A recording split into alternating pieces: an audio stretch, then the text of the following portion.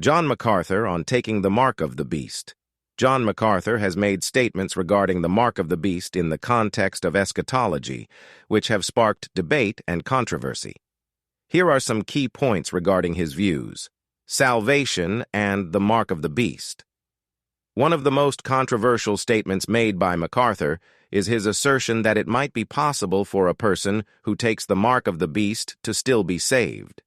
This view is highly contentious because traditional interpretations of Revelation 13:16-18 and Revelation 14:9-11 suggest that taking the mark is a definitive act of allegiance to the Antichrist and results in eternal damnation. Biblical interpretation. Macarthur's interpretation relies on his understanding of grace and forgiveness.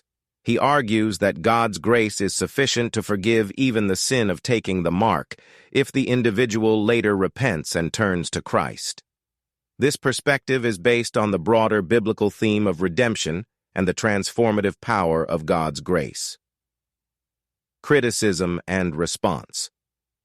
Macarthur's view has faced significant criticism from other theologians and evangelical leaders who argue that his position undermines the clear warnings in Scripture about the severity and finality of taking the mark of the beast. Critics assert that his teaching could lead to confusion and a dangerous complacency regarding end-times prophecy. Clarification and defense. In response to the backlash, Macarthur and his ministry have sought to clarify his statements.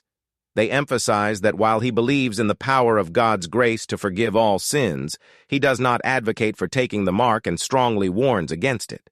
It's important to note that eschatological interpretations can vary widely among Christian theologians, and Macarthur's views are one of many within the broader spectrum of evangelical thought.